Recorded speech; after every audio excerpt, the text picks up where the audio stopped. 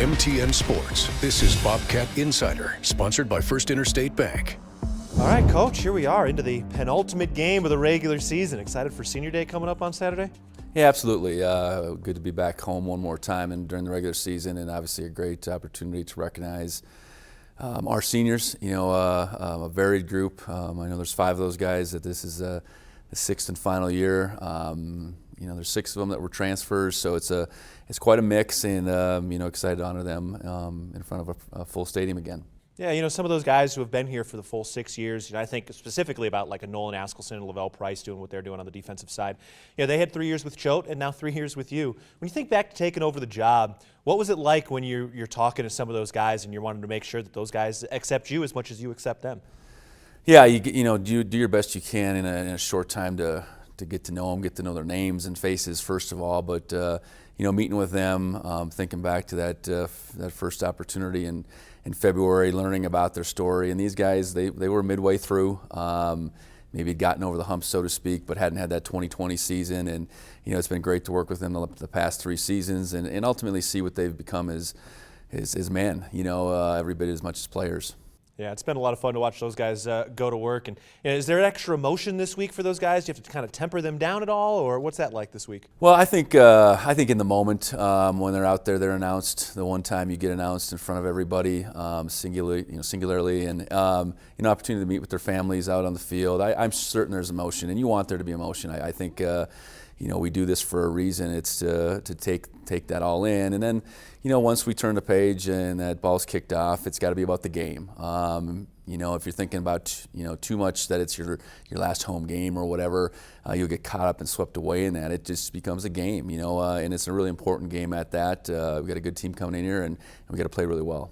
You have any memories of your own senior day from your playing days? You know, I certainly don't. It's a long time ago, first off. I remember my last game. My last game was in the playoffs. I do remember that. You know, that's pretty clear memory. We lost that game. It was at Northwest Missouri, but yeah, I can't remember my last home game for some reason. Yeah, we get a little more pomp and circumstance these days than those days. You know, you mentioned emotion. Let's talk about Julius Davis a little bit. He's obviously a very emotional player. Blake Stillwell was very emotional after his interception. How do you kind of balance the wanting to coach up that energy but not letting it go overboard? Well, I think you recognize it that you know, we don't want our emotions to deter from the team. We don't want ultimately to get penalties because of emotion. Those guys didn't get penalties, but they were playing right on the edge, and we want our guys, you know, playing with a lot of emotion, but not playing emotional. I guess I think there's a difference there, and you know, when it's emotional, it becomes a little bit more about your, you know, unwillingness to kind of turn that off. We can't let the other team kind of dictate maybe how emotional we get, but we certainly want to play with a lot of emotion, play on edge, play this game with passion, and really go out there and have fun. And I think both those guys did that on Saturday. Did you think Julius was going to be quite this emotional and just on edge when you first got him going? Hard to say. You know, I think what's apparent, he loves this game. You know, he loves this game, and I think he's fallen in love with this team. And you know, his opportunities to get out there and show what he could do at Wisconsin were not as many as he would have liked. So to get him here and to give him the ball and to see how hard he plays on game day and all that passion he plays with, you know, to say it's a pleasant surprise, I guess, but he's been everything that we'd hoped for and then some. Blake Stillwell, you know, we kind of talked about him a little bit last week coming into this, got the start. He was another guy who went through so much and had that huge interception that kind of turned the game. What was it like watching him succeed late in this game? Yeah, you know, Blake's been on a good a rise the last couple of weeks leading up to this start. And, you know, I think his confidence had grown. I think the coach's confidence in him certainly had, and you know, I thought he went out and played a really good game. You know, he was in a tough spot where, you know, he's the guy on the quarterback in several instances where he's got to make that tackle, and he did that for the most part. And then the interception came at a critical time, you know, when the game was still hanging in the balance, and you know, we got that turnover. We were able to continue to open that lead after that, and it's a credit to Blake making that play. You know, looking at this defense, obviously some of the issues at Idaho were those long drives. How did you feel like your team responded, particularly on third down in this NAU? Well, I think pretty good. We got off the field the 3-and-out to start. I think set the tone that way. I know mixed in there, they certainly advanced the ball at times. I know we got off the field on 2 fourth downs. In particular, I thought we, when we were in advantageous 3rd and longs, we really got after the quarterback in most of those cases, made it really hard on them. So I just thought our defense played very aggressive, and to make those plays on 3rd and 4th down, you need to have a clear mind to be able to go after it and see what you see and go after it, make the play, and I think our guys did that for the most part. Now, going to need the defense this week against Eastern Washington. We're going to get into that. Grace Lawrence is sitting down with Justice Perkins, and later we're talking to the defensive line on the Players Lounge on the Bobcat Insider. Welcome back to Bobcat Insider, sponsored by First Interstate Bank. Back on the Bobcat Insider, time now for another cut from the Players Lounge, this time with the defensive linemen. Yeah, I mean, I was from Montana, so I kind of knew the culture of the team and stuff like that, but just the size and speed coming from a small school, you're not used to that, and you kind of have to adjust and find your way. Yeah, go into that a little bit more. So that's one question I usually always ask, like, what was the hardest part? Was it the physicality of moving up to play college, or was it the schemes? You know what I mean? Like, as far as knowing the playbook and knowing your gap, being gap responsible and all the different things that they say. What felt for you was the hardest part? Was it the speed or was it the game plan? I would say that's kind of hard because it was a lot of both for me. When I was in high school, it was mostly see ball, go get the ball, Brody, and do whatever you got to do. Guys that play every position? Yeah, pretty much. I played quarterback and linebacker, and I'd play over the top, and ball was handed off, go get it. If it was pass, no scheme, just go get ball. Just go get ball, and then. Yeah, speed and size-wise, obviously, I played Class B. We co-opted with Roundup, and there's not a ton of physical presence, I guess. There's some good players, but the depth isn't always there. So there's some good guys on every team, but depth through the lineup-wise, there's not a ton of depth. Okay. What about you? Was it physicality or was it knowing your job, as they say? Since I was a JUCO guy, so I kind of got exposed to the speed and kind of the physicality coming out of high school when I did that, and so that kind of helped me. But it was definitely just the size of people at this level. Like, obviously JUCO has big guys too, but just the size, because I'm an undersized guy, so just getting used to the size that we go against at this level is pretty tough. What made you go to the JUCO route? Was it I just didn't have any offers coming out of high school. I want my dream. Yeah, my dream was to play college football, and so I just kept working at it. And I said, if my journey ends here, it ends here, but I want to work for my goal and my dream. So I ended up going to the JUCO route instead of walking on somewhere, and I ended up here, and it's the best thing I ever did. Well, Coach, cool seeing Ben Seymour talk about his journey. He's another JUCO guy, and there's some really key JUCO transfers on this roster. What's it like when you guys kind of dip into that talent pool? Well, I think the junior college ranks continues to evolve, especially with the transfer portal. So we have a mix of FBS transfers and the junior college transfers, and I think what's occurring, especially in a state like California with as many junior colleges that there's a lot of good players that are landing with those opportunities. High school kids aren't maybe getting the exact same opportunities they would before. So it's important that we keep our eyes open, especially at positions where we are looking for kind of instant help. I think we've certainly got that with John Johnson, Blake Stillwell, Cole Bullock, and Ben was here when I got here, but I think that was the idea when Ben was brought into the fold. So we're really happy we have those guys, and it's an area we're going to continue to pursue. What kind of maturity and just kind of mental intensity are they able to bring since they do have a little college experience? Well, I think physically they've developed a little bit. They have played at the college level. The level might be a little bit different, but they've done that. Junior college has a really singular focus, so that's the one thing that really is different. Those guys come and go pretty fast at that level. So that's the one thing. You're looking for guys that in our opportunity, they see a place that they can really relate to. They want to be part of something bigger than themselves. They want to be part of a team. They want to be part of the success that we've had. And sorting through that in the recruiting process is just as important as what their talent looks like. Well, we're going to talk about some of those guys and more in just a bit as we get ready for this Eastern Washington game coming up on Saturday. Back after this on the Bobcat Insider.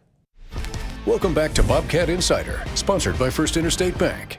Back to the Bobcat Insider, and Coach, before we get into this Eastern Washington team, I do want to talk a little bit about your offense. Ryan Lonergan has had to step up big time, and he made a tremendous catch on that touchdown drive late in the game. Tell me a little bit about Ryan's skill set, what he's able to do and what he's particularly good at.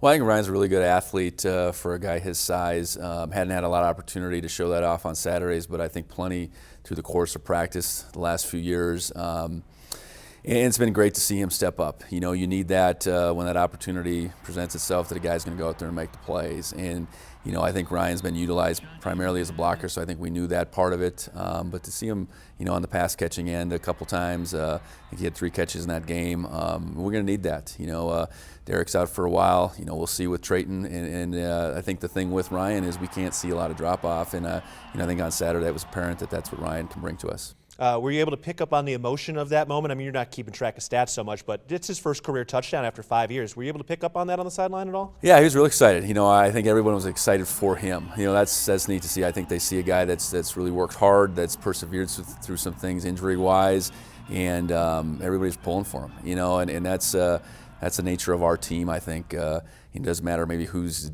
doing it, who's getting the credit, as long as someone on our side is making plays, and for Ryan to do that, get the pats on the back from his teammates was really special. You know, on that touchdown pass to Lonergan, another tremendous throw by Tommy Mellott in a 2-minute drill. Tell me about his 2-minute drills and what he's been able to do, because that's a couple weeks now in a row where he's done a really nice job at the end of games and halves. Yeah, and a half 2-minute work has been really good for us this year. And you want to put yourself in position. We've been able to do that. You know, Tommy, running the last few, really poised. You know, and he's made some throws where he's got to sit back in the pocket, look beyond his first read. Maybe not get that first read, take off and run, which he did, get out of bounds. So, yeah, really well run. We didn't even have to use, all our timeouts for that stretch, and then we left some time on it. So, really effective drive, and Tommy's really confident in that mode. Yeah, tell me a little bit more about his development of the passing game, particularly over the summer. I know we were excited about it, but he got hurt so early in the year, so it takes a little time to get going. Yeah, I think there's just a comfort level. You know, the more you run our different concepts, the more you kind of know how they match up against coverage. The more you've been out in that field, the more you can see coverage. And at the same time, I think just his time clock, I guess maybe in his own head, I think has continued to improve. And I think we've really protected well. You know, we don't throw it a lot, but we've only been sacked 5 times on the year. And some of that credit certainly goes to Tommy and Sean, but a lot of it goes to that O-line. So I think he just feels comfortable back there, moving through his reads. Guys are where they're supposed to be, and guys have caught the ball for the most part. Yeah, and you've got a lot of different guys you can throw the football to. We've talked about Cleveland Thomas, we've talked about Ty McCullough, but Jacob Trimble in this game, really, it felt like he had taken another jump and he just looked more comfortable. Did you see that? Yeah, absolutely. You know, Jacob missed some time there in the middle, and he was making progress on that front end, but then that gets slowed up. I think he's healthy right now in these last couple weeks. I think he's continued to make those strides. You know, I think what you see in Jacob is a guy that can do a lot of things. He can play a bunch of different spots. He catches the football well, and then he's really good after the catch. You know, rarely does that first guy bring him down. So, been really pleased with getting him back. We certainly missed him when he was out. For a young guy, he's pretty far along at this point. Well, we're getting ready for this Eastern Washington game, the penultimate game of the regular season, and this is an Eastern team that's been up and down this year, but let's talk about this offense. Kakoa Vesperis is their quarterback. He's got the most yards passing per game in the conference. What does he excel at? How does he get this passing game going?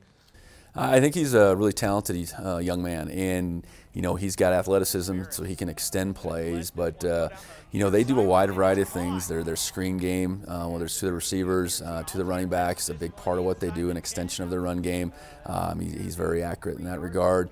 And then they got a bunch of different targets they can spread the ball around, and I think he does a good job of seeing the field, distributing the ball, getting it where it's supposed to be, and it seems to me he's a pretty accurate quarterback. Now, are they throwing some other wrinkles in, too, with some Wildcat quarterbacks and some other guys coming in there? Yeah, they play 2 other quarterbacks, number 13 and number 15. Those guys each have over 200 yards rushing themselves apiece. And, so when those guys get in there, it probably looks a little bit different. But they've found a way to be productive really week in, week out. And, they're sitting 3-3 in the conference, and that probably could, they're a play here, play away from being a lot different record. So, they have a really good explosive offense, and I think they've continued to get better on defense. So, we're going to have to play really well. Yeah, tell me a little bit more about that defense, because in some of the games they have lost, that defense has been tagged for a few points. Where have some teams found some success against their defense? Well, yeah, they've given up some points, and they're about even run pass as far as the yardage. I do think they've been more aggressive, and live by the sword, die by the sword, I suppose, at times. I know, you look at that Idaho State game, the big comeback, I would think that would be maybe from a lack of being aggressive in a game like that when you have a big lead. I know special teams-wise, they gave up some plays at the same time, but, we got to expect their best. And their best on defense is a group that can get after the quarterback, that can play coverage, that can blitz you, and can really cause problems both in the run and the pass game. Well, finally, I know we're in the thick of the season. We watch a lot of football, but, you as a father get an opportunity to watch your boy play a little high school football, watch your boy play a little Bobcat football. It must be pretty special to be able to watch your sons get out there, even in the heat of the season. Yeah, it has been, and the schedule has played out where Gallatin's been home. A lot of times we've been home. I've been able to see a lot of those games. I won't this weekend as they drive up to Kalispell and play Glacier in the semifinals. But having Grant out there, having success, and having Jake on our team has been a real joy this fall. Yeah, it's a lot of fun to watch those guys go to work. All right, Coach, here we go, rocking and rolling into Eastern Washington. Yeah, excited about it. One last time in the regular season to play in front of our great fans. Should be a beautiful day again. Look forward to it. Look forward to honoring those seniors and playing that type of ball in November that we need to play to keep on climbing this season. Yeah, we've been stealing some sunshine, and we're looking forward to that on Saturday again. All right, coming up next, Grace Lawrence is sitting down with the center Don, the Don Joy Mafia, Justice Perkins, after this on the Bobcat Insider. Welcome back to Bobcat Insider, sponsored by First Interstate Bank. Treading forward, pushing the pile, inside the 5, staying on his feet, up to the 2, to the 1, into the end zone. Touchdown, Montana State. Justice Perkins leads the way and helps carry Sean Chambers across the goal line for his 3rd rushing touchdown of the night. Another motto is run the dang ball. You guys do it pretty well, and it starts with the O-line. So what does that type of phrase mean to you? That's kind of just what Bobcat football is. Ever since I was a kid, it's always been crucial part of offense is running the ball. So obviously we don't want to let it down in any way, shape, or form. So since I've been here, it's stuck. So we want to continue to do that. 2 quarterbacks that know how to run the dang ball. How is it playing with both Sean and Tommy? Oh yeah, it's great. I think they're a great duo. It's definitely something unique. You look all across college football, you don't see things like that, especially how the relationship, how close they are with each other. But I think they do a great job each week. Getting us ready and just getting the offense ready to roll. Such a dominant run game. Where does the standard come from? For me specifically, it's like I don't want to let the senior class that I had however many years ago down. We want to keep the standard in terms of running the ball. You never want to let those guys down.